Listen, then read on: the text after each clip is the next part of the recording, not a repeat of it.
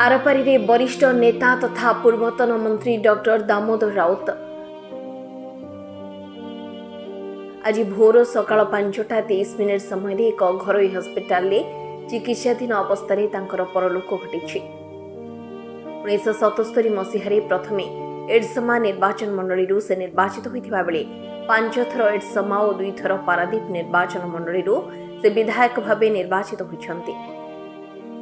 7 थर विधानसभा को जाइथिबा बेले मंत्री पदरे से मध्य ओडिशा सरकार निज दायित्व संपादन करिसेंती।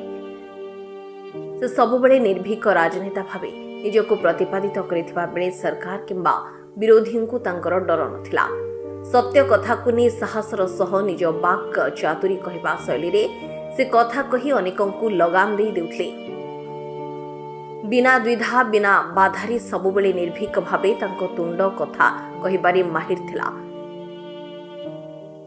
बिजुबाबुंको द्वारा अनुप्राणित हुई बिजुबाबुंको डाकरारे डाक्तर चाकरी छाड़ी राजनीति को पाद थापिथिबा वरिष्ठ नेता डॉक्टर राउत ओडिशा राजनीति रे निजर दबदबा बजाय रखिथिले अनेक दिन धरी। तांको पुत्र संबित राउतराय और झियो प्रीतिनंदा राउत तेबे राजनीति रे पाद थापिथिबा बेले आज डॉक्टर राउतଙ୍କ वियोगरे गभीर मर्माहत होई पड़िछन्ते।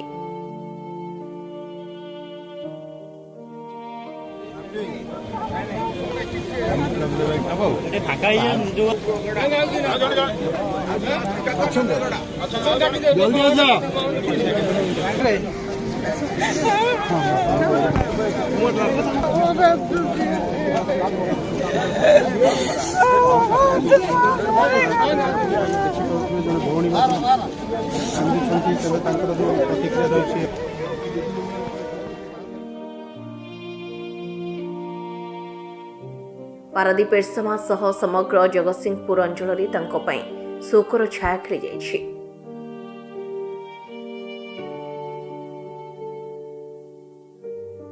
समग्र पारादीपवासी आज दुखित और मर्माहत दामबाबू देहांतर से जड़े ये माटीर मनीष थिले, ये अंचल जनप्रिय नेता थिले। समस्ते तांको भल पाउथिले, समस्त को भल पाउथिले, समस्त सेवा करने से बिजुबाबू आदर्श रे संकल्प करते शपथ नहीं से ये अंचल जहाँ विकास होती बिजुबाबू पारादीप बंदर प्रतिष्ठा अंचल विकास दामबाबू सहभागिता सहयोगिता रही से सब अंचल विकास कथा चिंता करुले।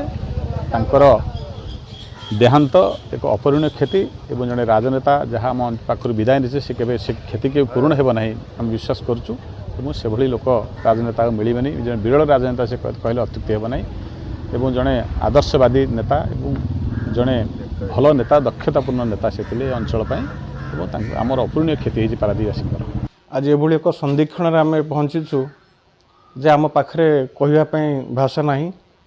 डॉक्टर दामोदर राउत होउछंती पारादीप एरसमार एक परिचय।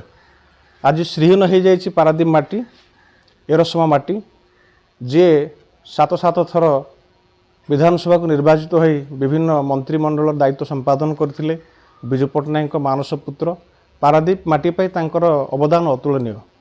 एभली एक संदीक्षण में पहुँचुचु आज तांकर अवर्तमान में आम समस्त तांकर अमर आत्मार शांति पाई प्रार्थना करवा। आउ से भलिया व्यक्तित्व केवे जन्मी थिले आउ जन्मिबे नाही। आउ दामोदर राउत ना केवल जड़े मंत्री नथिले, जड़े भल अमायिक व्यक्तित्व थिले। विभिन्न क्षेत्र तांकर दक्षता थिला, जड़े भल बाग्मी, जड़े भल वक्ता, संस्कृति शिक्षा क्षेत्र तांकर अगाध पांडित्य थिला। से शेष समय पर्यंत पारादीप माटी पाई से काम करथिले।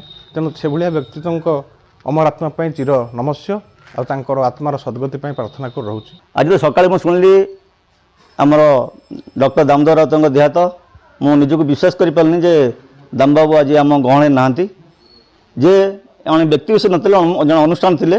1977 मसीह आज पर्यंत राजनीति झांस देते बिजुबाबू निजर आदर्श बोली निजको भावुले। तांकर ई अवतारण काल में आम से अमर आत्मार सद्गति कामना करुचु।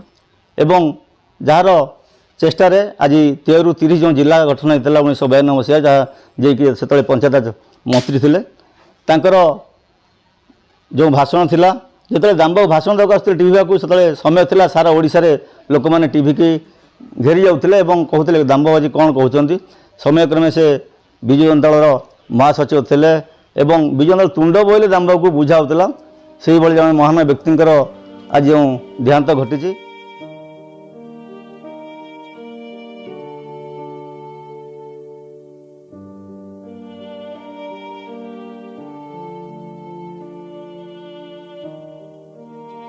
ପାରାଦୀପରୁ ପ୍ରଶାନ୍ତ କୁମାର ସାଇଙ୍କ ରିପୋର୍ଟ ଉତ୍କଳ ମେଲ୍ ଟିଭି।